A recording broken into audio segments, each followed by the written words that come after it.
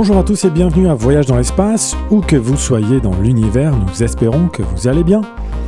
Aujourd'hui, je vous propose de faire un tour d'horizon des planètes en partant des plus petites jusqu'aux plus grandes, en compagnie des grands Claude Lafleur et Dylan Baillargeon. Bonjour Claude. Bonjour Florent, bonjour Dylan, bonjour tout le monde. Toujours un plaisir d'être au micro. Juste pour la petite histoire, disons qu'on enregistre ce balado-là vendredi le 25 août. Au terme d'une semaine assez intéressante, hein. Il y a 2 jours, la sonde indienne Vikram a réussi son alunissage. Par contre, 3 jours plus tôt, les Russes avaient lamentablement échoué avec leur sonde Luna 25, qui n'a même pas tenté de se poser sur la Lune.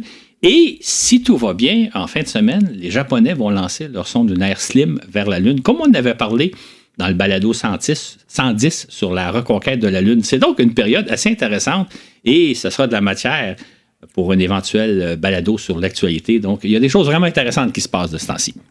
Exactement, Claude. Et bonjour à toi, Dylan. Bonjour, Florent. Bonjour, Claude. Et bonjour à tous. J'espère que vous allez tous très bien. J'aimerais en profiter pour saluer 2 de nos auditeurs qui ont pris de leur temps pour nous écrire de jolis petits mots, Davis Pousset et Joël Couturi. Merci à vous, c'est toujours très apprécié. J'ai également le plaisir de souligner que nous avons de plus en plus d'auditeurs et auditrices qui deviennent membres de notre équipage en nous appuyant financièrement via la plateforme Patreon. Nous remercions tout particulièrement Max Beaumandier, Nicolas Tremblay et Catherine Lapalme. Merci à vous. Et j'aimerais rajouter, juste rappeler que ceux qui deviennent donc nos supporters là, via la plateforme Patreon, ben, ils ont le privilège d'écouter le balado 2 semaines avant tout le monde. Le balado que tout le monde écoute actuellement, il a été diffusé il y a 2 semaines pour nos supporters. Et ceux-ci ont accès aussi aux fascicules. Les fascicules, c'est comme des petits livres d'une 30aine de pages qui se lisent à peu près en 1 heure et qui reprend un peu la matière dont on parle, mais avec plus de détails, avec des photos. Je pense que c'est des documents qui peuvent être assez précieux à relire éventuellement. Et donc, mais c'est surtout ce qui est important, c'est que ceux et celles comme ça qui nous appuient comme supporters, c'est important pour nous. C'est une marque concrète que vous appréciez notre travail. On est heureux de le faire, on a du plaisir à le faire, mais de savoir qu'il y a des gens qui se donnent la peine de nous appuyer financièrement, concrètement, à raison de 5 $ par mois, c'est vraiment important pour nous. Fait on veut que le balado demeure gratuit, on veut que le balado demeure disponible à tout le monde, mais ceux qui nous appuient, sachez qu'on l'apprécie énormément. Je voudrais juste rajouter que il y a des gens de ça qui nous écrivent, il y a des gens qui deviennent nos supporters. Ça se peut des fois qu'on oublie de vous nommer. Et là, je vous adresse mes excuses. On reçoit beaucoup de courriers sur différentes plateformes, il se passe beaucoup de choses et comme évidemment, ce n'est pas notre activité principale, ça se peut qu'on oublie certains noms. Sachez qu'on vous a lu, sachez qu'on vous apprécie. Puis si on oublie de vous nommer, ben acceptez nos excuses, mais ce n'est pas par manque de considération. À l'école, on nous a enseigné autrefois qu'il y avait 9 planètes autour du Soleil. 4 petites planètes rocheuses, 4 géantes gazeuses et Pluton. Mais voilà que depuis une 30aine d'années, on découvre des milliers de planètes autour des autres étoiles, des exoplanètes. Ce faisant, nous découvrons des types de planètes qui n'existent pas dans notre système solaire, comme des super-terres ou bien encore des planètes océans. C'est dire que le domaine des planètes s'est énormément enrichi et complexifié, hein, y compris au sein même de notre système solaire, on peut le remarquer. Ce qu'on réalise à présent, c'est qu'il y a en réalité un continuum de planètes en termes de taille, à commencer par des astres de très petite taille, jusqu'à des géantes nettement plus grosses que Jupiter. Et donc, en résumé, il existe plus seulement 2 types de planètes, mais toute une gamme de variétés. On découvre maintenant des astres de toute taille et souvent très différents les uns des autres, parfois même très étonnants, n'est-ce pas, Claude? Absolument. Ce dont on va explorer aujourd'hui, c'est donc un continuum. Et par le fait même, on va observer que la notion de planète était beaucoup plus complexe que celle qu'on nous enseignait à la petite école, et ça avant même qu'on découvre des exoplanètes. Autrement dit, à la petite école, on avait des notions assez simples de planètes, mais à l'époque même, on savait que la notion est beaucoup plus complexe, et c'est ce qu'on va observer aujourd'hui. Pour commencer, qu'est-ce qu'une planète ? La réponse à cette question est au départ très simple. Une planète est un astre qui gravite autour d'une étoile comme notre Soleil. De même, un satellite naturel ou artificiel est un objet qui gravite autour d'une planète. Ce n'est pas plus compliqué que cela, ou du moins ça l'était. Exactement, hein, puisque à l'époque, qu'on concevait aussi simplement la notion de planète, notre système solaire se composait de 9 planètes qui gravitaient autour du Soleil, à savoir les 4 planètes rocheuses que sont Mercure, Vénus, Mars et bien sûr la Terre, ainsi que 4 géantes gazeuses, Jupiter, Saturne, Uranus et Neptune. Mais voilà que maintenant est venue s'ajouter une petite nouvelle, Pluton. Cette dernière semblait vouloir jouer trouble-fête puisque Pluton n'est ni une planète rocheuse ni une planète gazeuse. C'est un astre composé en bonne partie de glace. Et en 2006, l'Union astronomique internationale a décidé que Pluton n'est plus la 9e planète du système solaire, mais plutôt une planète naine. Donc, créer une nouvelle catégorie. Et là, depuis ce temps-là, on se pose souvent la question, on me la pose souvent la question, est-ce que Pluton est oui ou non une planète? Et la réponse courte à cette question est oui, Pluton demeure une planète puisqu'elle continue de graviter autour du Soleil comme le font les 8 autres planètes. Mais alors pourquoi ce changement de statut? Pourquoi avoir créé une catégorie de planètes naines? En fait, c'est parce que le problème qui se posait aux astronomes au début des années 2000, c'est qu'ils découvraient de plus en plus de planètes de taille semblable à Pluton. Fallait-il donc ajouter une 10e, une 11e, voire une 12e planète à notre système solaire? Et qui sait même combien d'autres à venir? C'est pourquoi, le 24 août 2006, les astronomes ont décidé de créer une nouvelle catégorie de planètes, qu'ils ont appelées des planètes naines, et dont Pluton était la planète la plus importante. Au départ, cette catégorie-là comprenait 3 planètes, Pluton, Cérès et Iris, auxquelles s'est ajouté 2 autres petites planètes, Oméa et Makemake. Soit dit en passant, j'aime beaucoup le nom Makemake. J'espère un jour qu'on va l'explorer, cette planète-là, puis qu'on va en apprendre plus, mais je trouve ça joli comme nom. Makemake. Et à l'heure actuelle, on définit une planète selon 3 critères. Premièrement, il doit s'agir d'un corps céleste qui orbite autour d'une étoile. Deuxièmement, cet astre doit posséder une masse suffisante pour que sa gravité la rende sphérique ou quasi-sphérique. Troisièmement, cet astre doit avoir éliminé les autres astres de taille comparable se déplaçant dans son entourage orbital. Malgré que cette définition pourrait bien changer dans un avenir pas si lointain, puisque la situation se complique au fur et à mesure qu'on découvre quantité de planètes autour d'autres étoiles, entre autres, on découvre des planètes géantes qui s'intègrent à la définition de petites étoiles, et qui donc nous pose la question où se situe la limite entre planètes géantes et étoiles naines. Et en plus, on considère de plus en plus que certains des satellites naturels de Jupiter et de Saturne, on pourrait les considérer comme étant des planètes. C'est-à-dire que avant l'exploration du système solaire par des sondes, on pensait que c'était des corps inertes sans grand intérêt, mais les sondes nous ont fait découvrir que sur certaines des grosses lunes de Jupiter et de Saturne, il y a une géologie active, il se passe plein de phénomènes, et sur certaines de ces planètes-là, il pourrait même y avoir de la vie. Ce qui fait qu'on pensait qu'au départ, les lunes de Jupiter, de Saturne n'étaient vraiment pas très intéressantes. Aujourd'hui, on les voit un peu comme des planètes vraiment intéressantes à explorer. Lorsqu'en 2006, on a réécrit la définition de planète pour reléguer Pluton au statut de planète naine, ce n'était pas la première fois qu'on procédait de la sorte. En fait, plusieurs fois par le passé, les astronomes ont dû modifier leur définition de planète en tenant compte de leurs découvertes. Au départ, le concept de planète est apparu dans l'Antiquité, mais il était alors très différent de celui qui nous est familier aujourd'hui. Oui, et ce terme nous vient des Grecs. Ceux-ci nous avaient remarqué en observant le firmament que des milliers de petits points lumineux qui y brillaient semblaient fixes les uns par rapport aux autres.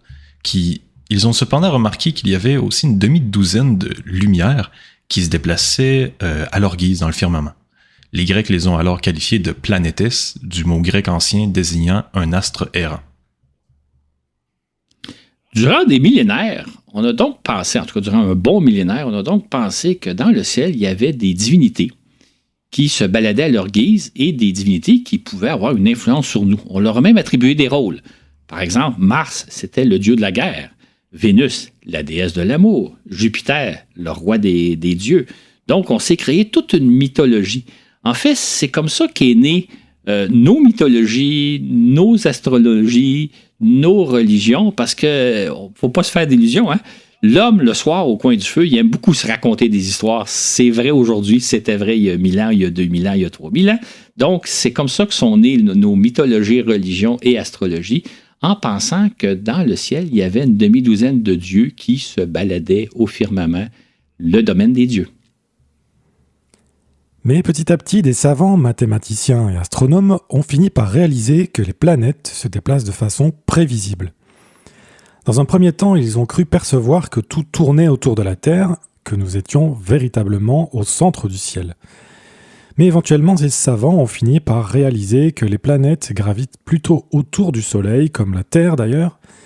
C'est ainsi qu'il y a 5 siècles est apparue la notion de planète telle qu'on la connaît, c'est-à-dire de corps célestes, et non pas des divinités, qui tournent autour du Soleil. C'est alors qu'on a aussi confirmé que la Lune tourne autour de la Terre et qu'on a créé le concept de satellite naturel, ou lune. Mais ce n'est que lorsque Galilée a repéré en 1610 4 objets célestes tournant autour de Jupiter que ce concept a pris sa véritable signification. La Terre possède une lune et Jupiter 4. On s'est alors mis à chercher des satellites naturels autour des autres planètes.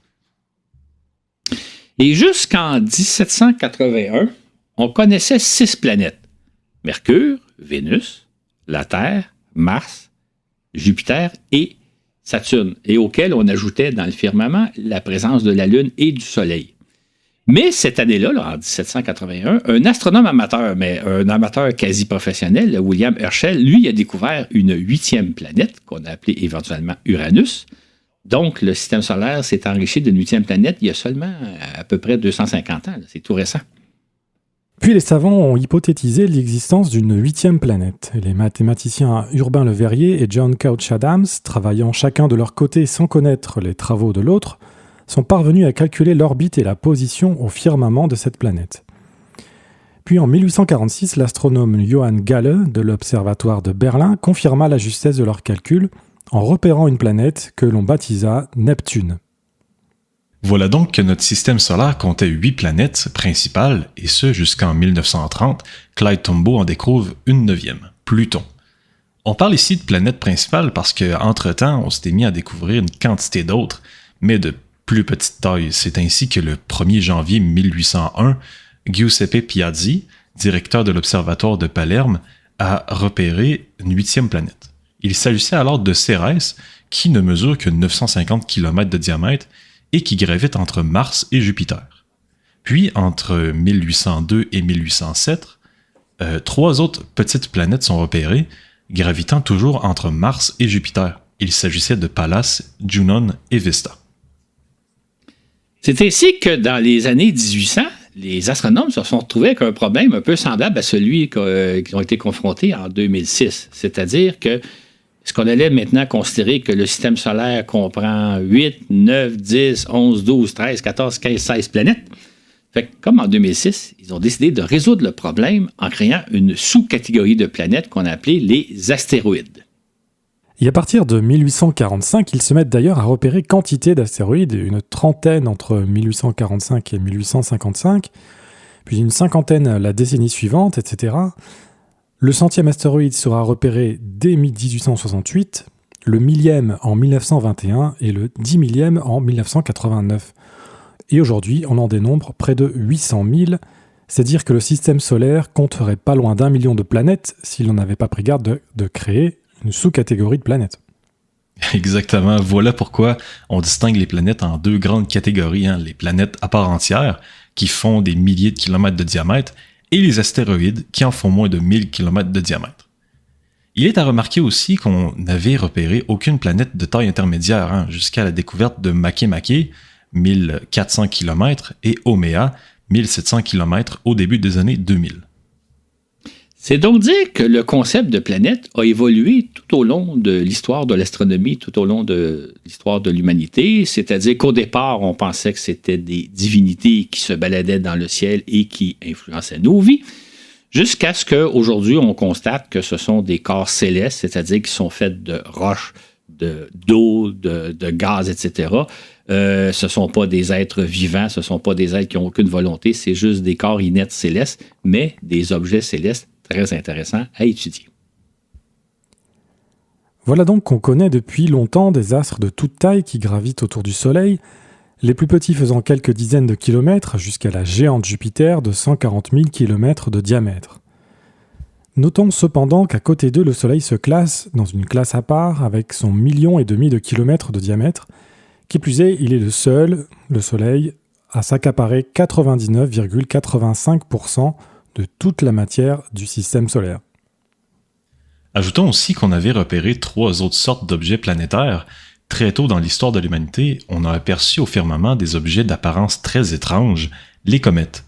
Pendant des millénaires, on a cru qu'il s'agissait d'apparitions maléfiques, avant de comprendre qu'il s'agissait plutôt d'astres riches en eau qui, en s'approchant du Soleil, dégagent de longs panaches de gaz qui sont facilement visibles depuis la Terre.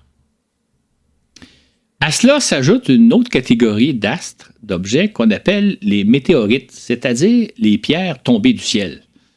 Les météorites, c'est un peu la même catégorie que les astéroïdes, sauf qu'ils sont beaucoup plus petits. Ils sont souvent de l'ordre du mètre ou sinon même moins, donc à peu près impossible à observer. Par contre, on les connaît depuis très longtemps, bien avant les astéroïdes, parce qu'ils deviennent visibles lorsqu'ils pénètrent dans l'atmosphère terrestre. À ce moment-là, ils brûlent, ils se consument, ils deviennent lumineux, on les voit.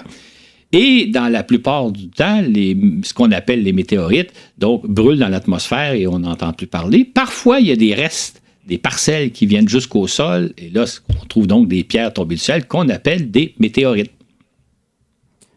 En fait, ce qu'on appelle communément météorite est dans le langage des astronomes un météoroïde, c'est-à-dire un caillou qui traverse l'atmosphère terrestre.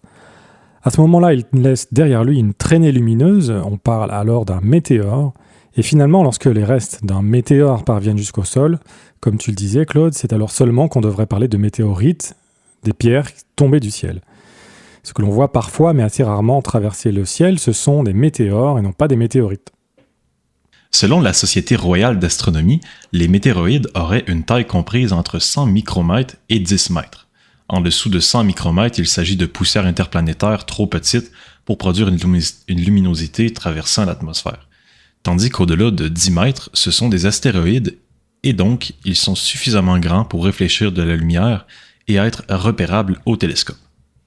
Il y a une dernière catégorie de petits objets célestes qu'on appelle les étoiles filantes.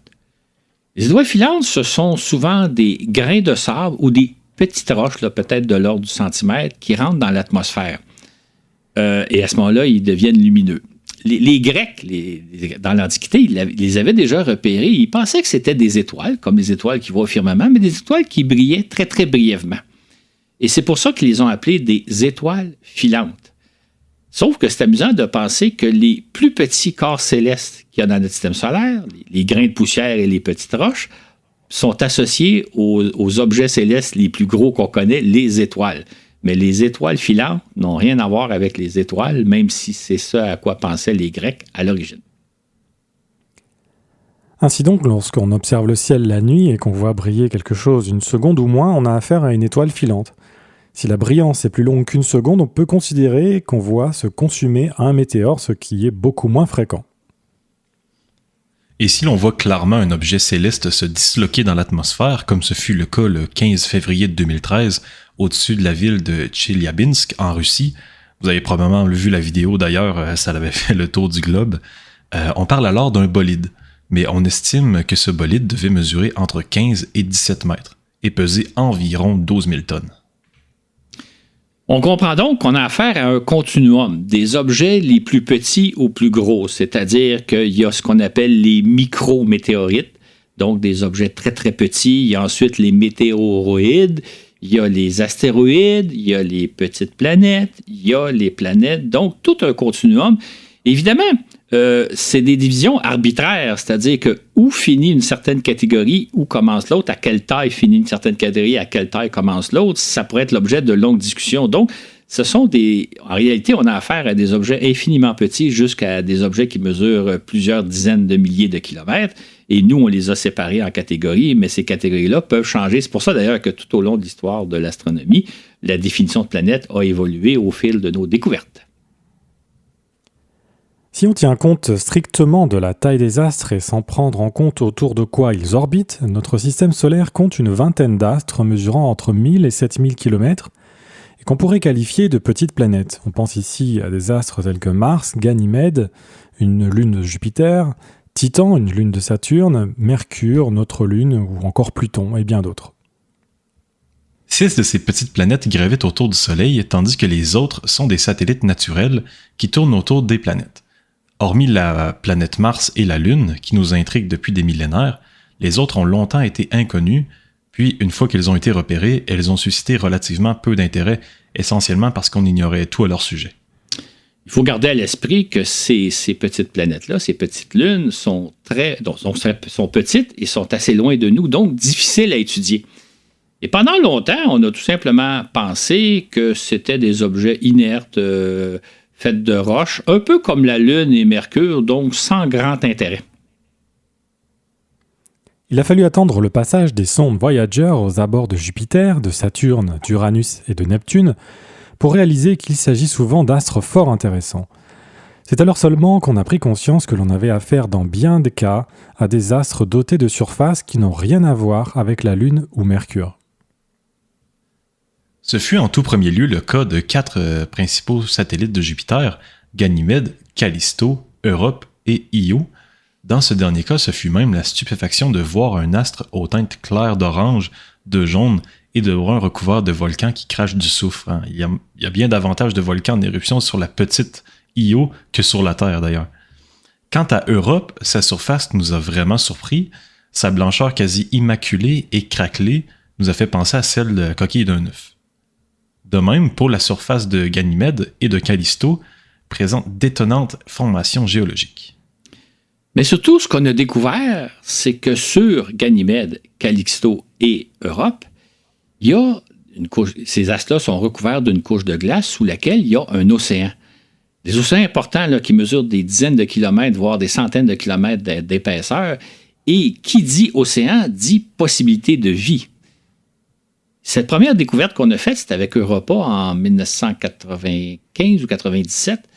Ça a été une découverte absolument renversante parce que jusqu'à ce moment-là, on se disait, au-delà de l'orbite de Mars, il fait beaucoup trop froid, il n'y a pas possibilité de vie. Donc, on ne s'attendait pas à trouver de la vie par-delà l'orbite de Mars. Or là, on a découvert que, eh oui, autour de Jupiter et autour de Saturne, il y a possiblement des lunes sur lesquelles la vie pourrait exister. Ça a vraiment été une découverte renversante. On a été moins surpris mais néanmoins très intrigués lorsque Voyager 2 a survolé Titan, la plus grosse lune de Saturne. On savait déjà qu'elle possédait une épaisse atmosphère de méthane, qu'il s'agit en fait du seul satellite naturel du système solaire à posséder une véritable atmosphère, mais aussi que Titan est un monde qui recèle des lacs de méthane, le seul endroit hormis la Terre où on retrouve des étendues liquides en surface. C'est donc un monde très étrange qu'a brièvement exploré la sonde européenne Huygens le 14 janvier 2005.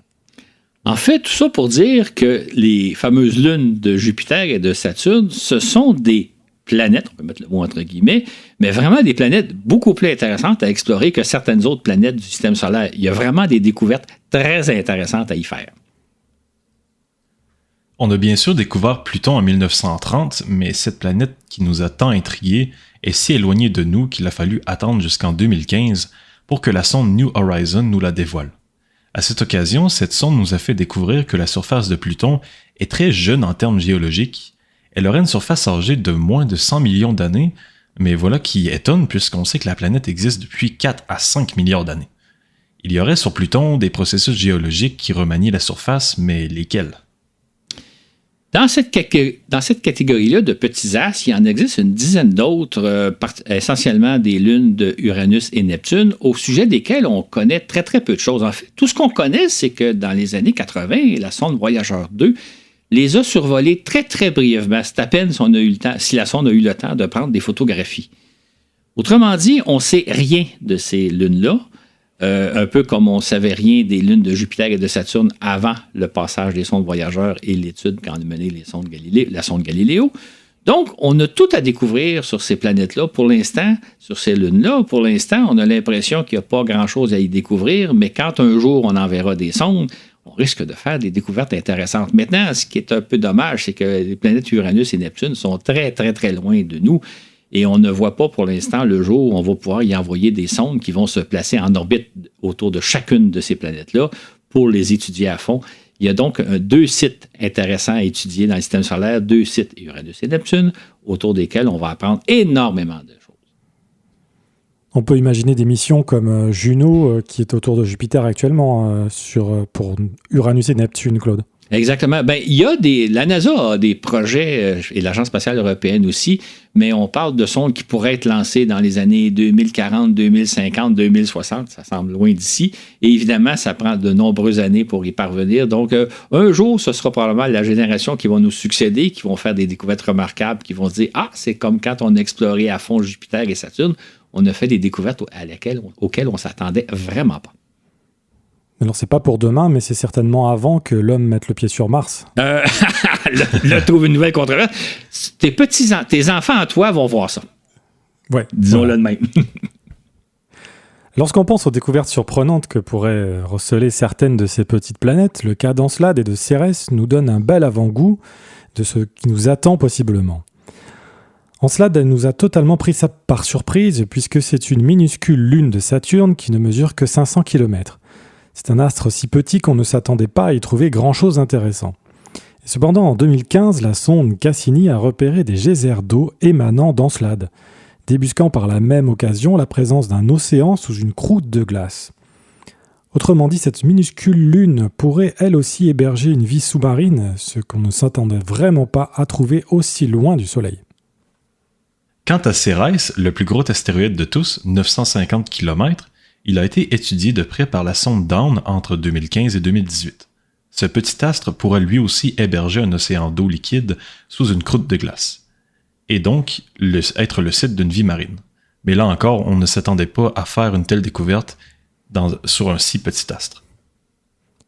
C'est donc dire que notre système solaire recèle près d'une vingtaine de petites planètes dont seules 2 ont véritablement été explorées. Mais qu'en est-il des autres ? Il s'agit essentiellement de lunes de Jupiter, de Saturne, d'Uranus et Neptune qu'on a très peu explorées. Qui sait quel genre de surprise réserve-t-elle ?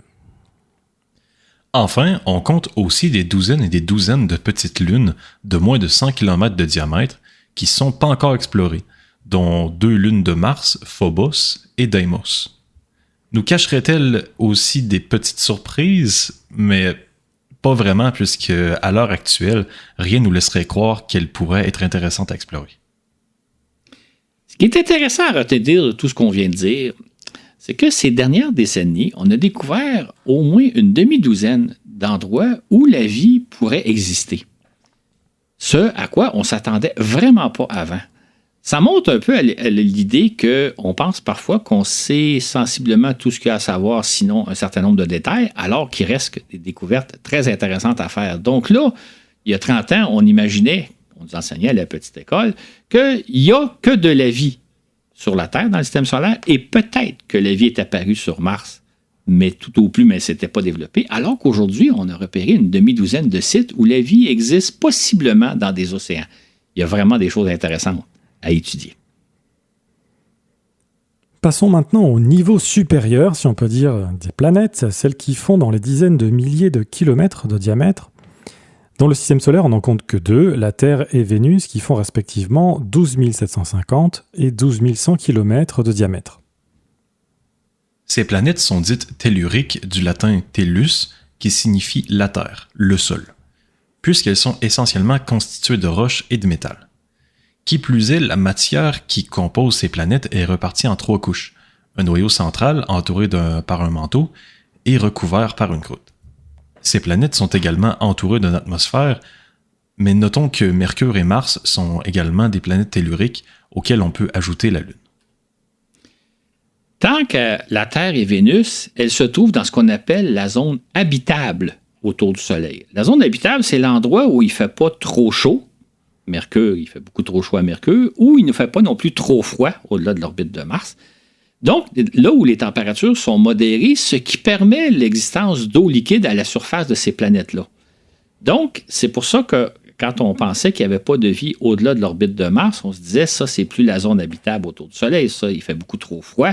Et si jamais on découvrait de la vie sur Mercure, on serait très surpris parce qu'on dit là, on n'est pas en zone habitable, il fait beaucoup trop chaud. Fait que la Vénus, la Terre et Mars se trouvent dans la zone habitable où les températures sont modérées, où il y a la possibilité qu'il y ait de l'eau à la surface de ces planètes-là. Un autre facteur qui rend possible la présence d'eau liquide est la force de gravité générée par la masse d'une planète, ce qui est le cas de la Terre et de Vénus.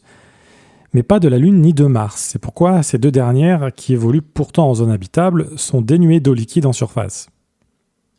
Néanmoins, Vénus n'est pas dotée d'océan, comme on l'a longtemps imaginé, parce qu'elle est le site d'un foudroyant effet de serre qui fait grimper les températures de surface jusqu'à 490 degrés Celsius.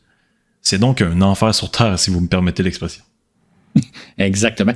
Et comme on l'avait mentionné dans le balado 75 sur les mystères vénusiens, on aurait pu s'attendre à ce que dans le système solaire, il y ait deux planètes assez semblables, la Terre et Vénus, sur lesquelles la vie serait apparue et aurait évolué. Ça aurait été fantastique. Imaginez là, si sur Vénus, il y avait aussi des civilisations qui se sont développées plus ou moins en parallèle aux nôtres, avec lesquelles on pourrait peut-être échanger. Ça aurait été formidable. Malheureusement, ce n'est pas le cas. Parce qu'il s'est passé quelque chose sur Vénus, quelque chose dont on ignore la nature, qui a tout changé. Il est aussi navrant de constater que le système solaire ne compte pas d'autres planètes de taille semblable, et en particulier des planètes qui auraient mesuré 15, 20 ou 25 000 km de diamètre. En fait, dans notre système solaire, on ne retrouve que 3 types très distincts de grandes planètes. La Terre et Vénus qui mesurent dans les 10 000 km, Uranus et Neptune qui font 50 000 km de diamètre, puis Jupiter et Saturne qui mesurent plus de 100 000 km. Il y a donc un abîme entre les 3 types de planètes présentes dans notre système solaire. Hein. On ne retrouve hélas pas de planètes mesurant de 20, 30 ou 40 000 km de diamètre, ni non plus aucune entre 50 et 100 000 km. Et c'est dommage. Mais comme on a affaire dans le domaine des planètes à un continuum, on doit s'attendre à ce que lorsqu'on va découvrir des planètes autour des autres étoiles, on va découvrir des planètes qui mesurent 20, 30, 40 000 km de diamètre, d'autres planètes qui vont mesurer 60, 70, 80 000 km de diamètre. Donc, de découvrir des planètes différentes de celles qu'on connaît dans notre système solaire, à quel point ces planètes-là sont différentes? Qu'est-ce qui change le fait qu'on ait des planètes plus grosses, plus massives que celles qu'on retrouve dans le système solaire? C'est la question à laquelle s'attardent actuellement les astronomes qui se spécialisent dans la recherche et l'étude des exoplanètes. Et Claude, en comparant les planètes telluriques et les planètes gazeuses, est-ce que une planète va être gazeuse parce qu'elle est loin de son étoile, comme Jupiter et Saturne, ou bien c'est à cause de sa masse, ou bien ça n'a rien à voir? C'est essentiellement à cause de sa masse. Parce qu'il y a même des planètes, on va en parler d'un jour dans un balado, on a déjà parlé les fameuses Jupiter chaudes, qui sont des planètes gazeuses collées sur le Soleil. Ce qui fait qu'une planète ait une certaine composition, c'est essentiellement sa masse. On va le voir dans quelques minutes d'ailleurs, mais c'est toujours une question de masse. Et comme nous le constatons depuis le début de cet exposé, la taille d'un astre fait toute la différence, hormis toute autre considération.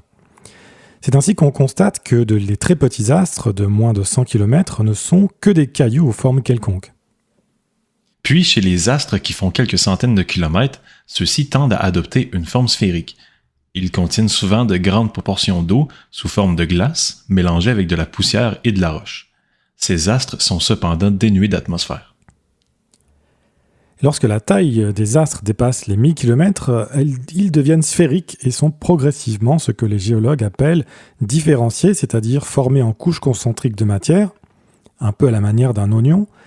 Ils possèdent donc un noyau très massif, un manteau et des couches périphériques faites de matière plus légère. C'est entre autres ce qu'on observe beaucoup autour des principales lunes de Jupiter et de Saturne, c'est-à-dire des lunes qui sont formées d'un noyau, un manteau au-dessus duquel on retrouve un océan et une croûte de glace.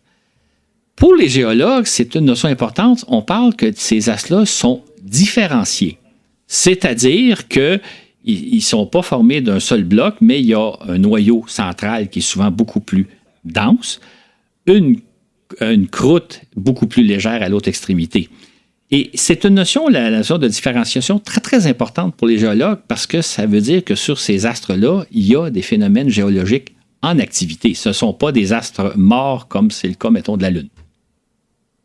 C'est ainsi que des planètes comme la Terre et Vénus présentent une importante activité géologique, notamment du volcanisme, de l'activité tectonique et de l'érosion, ce qui est plus ou moins le cas de Mars, une planète de taille intermédiaire.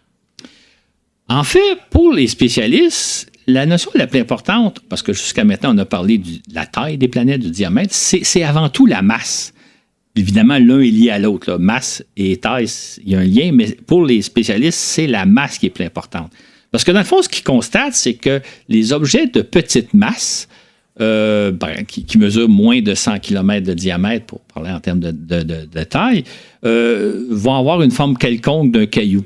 Par contre, au-delà d'une certaine masse, ils vont devenir sphériques.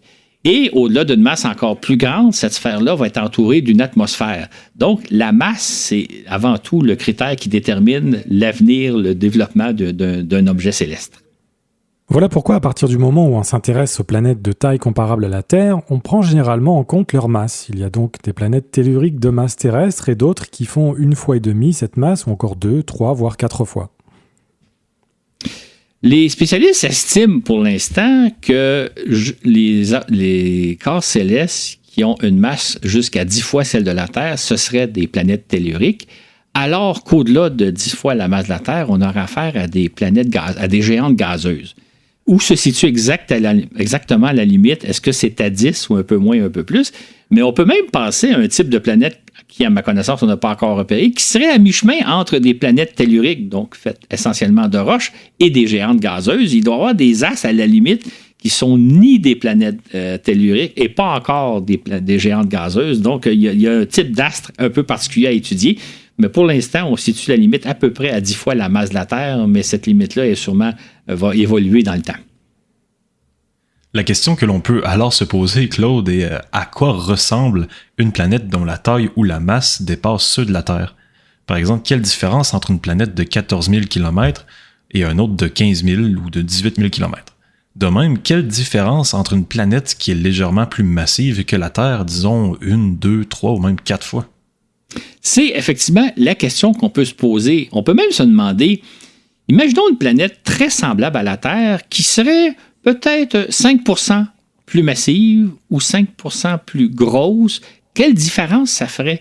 Donc, pour l'instant, on n'est pas en mesure de répondre à ces questions-là, mais ça va être très intéressant de voir quel est l'impact de la force de la gravité, quel est l'impact de la masse, de la taille d'une planète sur l'évolution de ce qui se passe à sa surface. Pour l'instant, on a un seul exemple, la Terre. On n'a pas d'exemple de planète intermédiaire un peu plus grosse, et c'est ce qu'on va étudier dans les prochaines années. Oui, on peut imaginer que juste avec 5% de masse en plus sur la Terre, on aurait beaucoup plus de difficultés à aller en orbite. Il faudrait des fusées qui soient beaucoup plus grosses. Oui, ça jouerait. Mais juste penser, Florent, si au point de départ, quand la vie est apparue sur Terre, rien que pour la vie. Qu'est-ce que ça aurait changé si la force de gravité, si la masse de la Terre avait été 5% plus élevée, par exemple, ou inversement, 5% moins élevée? On peut penser, comme c'est un effet domino à l'évolution, c'est un long processus qui s'est attendu sur des milliards d'années, ça aurait pu avoir un impact gigantesque, une toute petite différence. Imaginons maintenant une différence plus importante, une planète, mettons, qui a 2 fois la taille de la Terre ou qui a 1,5 fois la taille de la Terre. Là, les différences vont être importantes. Et c'est là-dessus qu'on va se pencher dans les prochaines années, dans les prochaines décennies. C'est pour ça que s'il y a des jeunes qui sont à notre écoute, il y a des études très intéressantes à mener dans les prochaines années pour alimenter nos futurs balados. En revanche, nous savons déjà que la catégorie des planètes comprend une vaste gamme d'astres. C'est ainsi que, dans le cadre des études menées avec le télescope spatial Kepler, véritable débusqueur d'exoplanètes des années 2010, on a cerné 5 grands types d'exoplanètes. Il y a d'abord les planètes dites de taille terrestre, c'est-à-dire qui ont un diamètre qui ne dépasse pas 1 fois et quart celui de la Terre. De telles planètes peuvent également être légèrement plus petites, comme c'est le cas pour Vénus, qui fait le 8/10 de la masse de la Terre et 95% de son diamètre. Il y a ensuite les exoplanètes dites super-Terre, dont la taille doit être comprise entre 1 et 1 quart et 2 fois celle de la Terre. Il y a ensuite les planètes dites de type Neptune, dont la taille est comprise entre 2 fois et 6 fois celle de la Terre. Ensuite, les spécialistes ont considéré qu'il y a les planètes de type Jupiter, dont la taille est de l'ordre de 6 à 15 fois celle de la Terre. Et au-delà de 15 fois le diamètre de la Terre, on parle de très grosses planètes, donc des planètes qui mesurent, qui sont jusqu'à 2 fois plus grosses que la planète Jupiter. Et là, on arrive à peu près à la limite où commencent les petites étoiles. Donc, il doit y avoir un stade où les planètes sont beaucoup plus grosses que Jupiter, mais pas assez grosses pour être des étoiles, quelque part entre les deux. C'est donc dire qu'il y a des types de planètes, une grande diversité de planètes qui restent à découvrir. Bien entendu, ces catégories sont approximatives, mais elles témoignent du fait que selon leur taille, ces planètes sont assez différentes les unes des autres. C'est ainsi que passé une certaine taille, ou plus justement une certaine masse, on retrouve des planètes fort différentes de la nôtre. On n'a qu'à penser à Uranus et à Neptune qui font 4 fois la taille de la Terre, ou à Jupiter et Saturne, une dizaine de fois la taille de la Terre. Ce sont des géantes gazeuses et non plus des planètes telluriques. On a repéré des centaines de planètes de calibre tellurique, certaines gravitant dans la zone habitable de leur étoile, tandis que d'autres se trouvent beaucoup trop proches, à l'instar de Mercure. Si on se base sur la diversité que l'on observe chez les 4 planètes telluriques en zone habitable du Soleil, incluant la Lune, on peut s'attendre à observer une diversité inimaginable, c'est le cas de le dire, lorsqu'on aura les capacités de scruter de près des exoplanètes qui seront plus ou moins massives ou plus ou moins grandes que la Terre. On peut penser, par exemple, imaginons un système stellaire qui ressemblait au Soleil, mais avec des planètes plus ou moins semblables à la Terre et à Vénus, mais qui gravitent sur des orbites un peu différentes. Par exemple, une planète Terre, mais qui gravite un peu plus proche du Soleil que le fait notre Terre. Ou au contraire, un peu plus loin, un peu à mi-chemin entre l'orbite terrestre et l'orbite martienne. Quel impact ça aurait sur le développement de la planète? Quel impact ça aurait sur la chimie, sur l'atmosphère de la planète, sur les phénomènes qu'on risque de retrouver dans l'atmosphère de cette planète-là? Tout ça pour dire que même si on découvre des planètes qui auraient exactement la masse de la Terre, on aurait probablement accès à ces planètes-là évolueraient probablement dans un environnement différent de celui de la Terre. Elles auraient peut-être une composition un peu différente, une atmosphère un peu différente. Donc, il y a un paquet de paramètres qui peuvent changer. Et là, on ne parle pas en plus de planètes dont la masse et la taille est différente de celle de la Terre. Donc, il y a un nombre véritablement infini de combinaisons possibles qui vont donner des résultats sûrement très intéressants à observer quand on en aura les moyens. Exactement, puisque on peut ainsi imaginer un nombre infini de combinaisons possibles de planètes en termes de taille, de masse, de composition et de distance de leur étoile, ce qui générera une variété infinie de mondes à étudier. Certains seront tout à fait habitables, tout en offrant de conditions fort intéressantes de l'oasis terrestre que nous connaissons.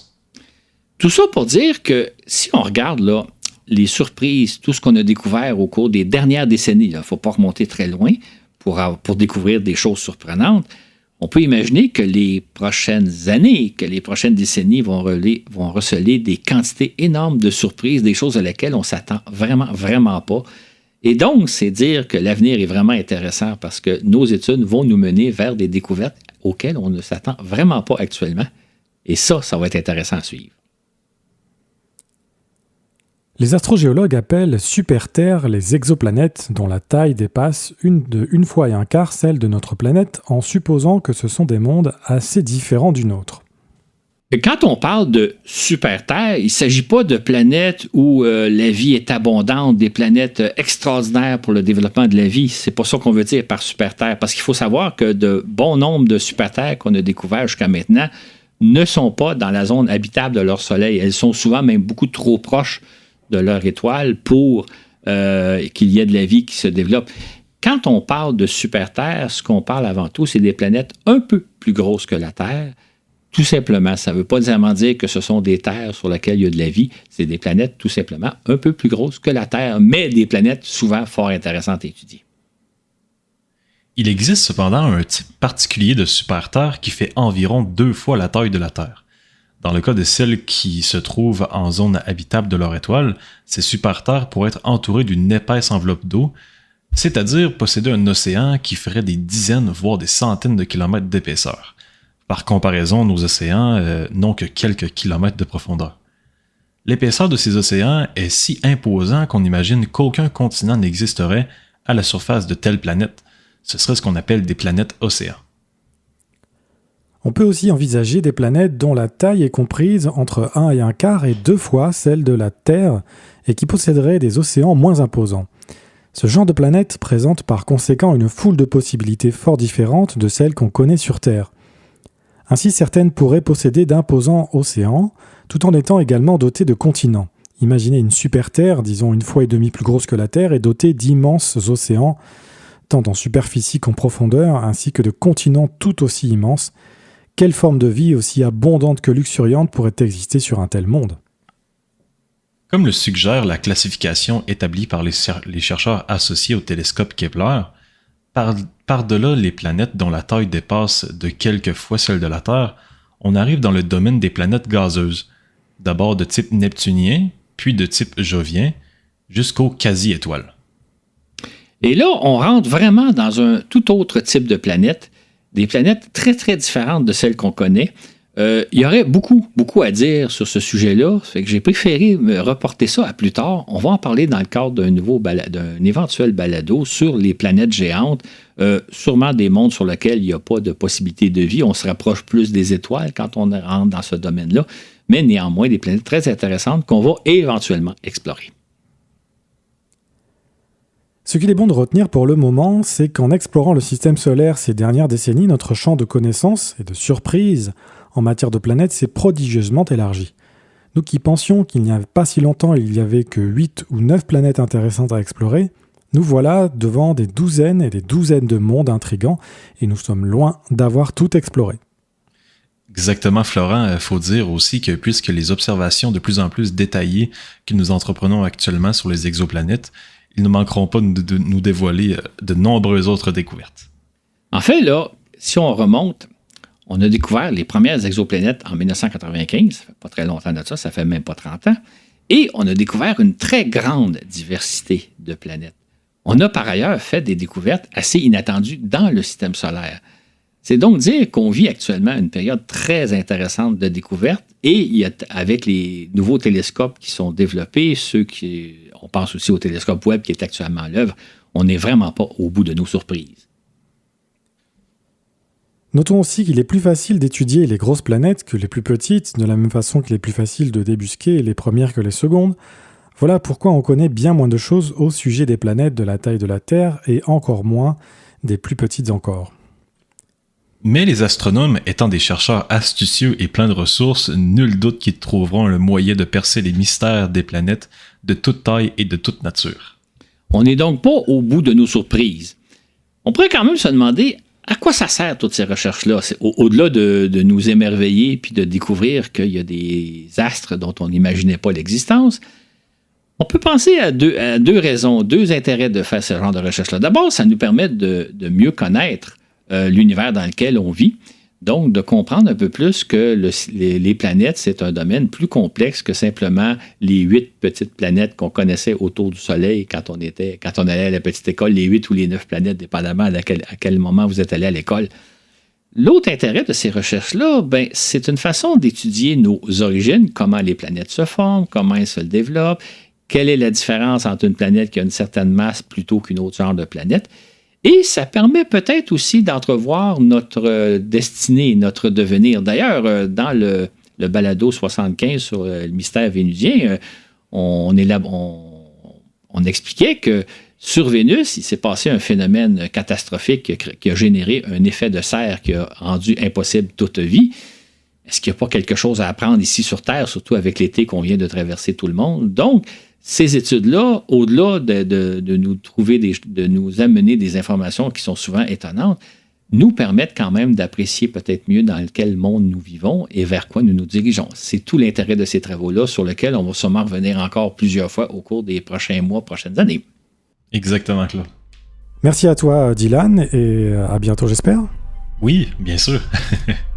Et merci à toi, Claude. Et merci à toi Florent. Franchement, là, ça fait un bon balado et on va faire une suite prochainement.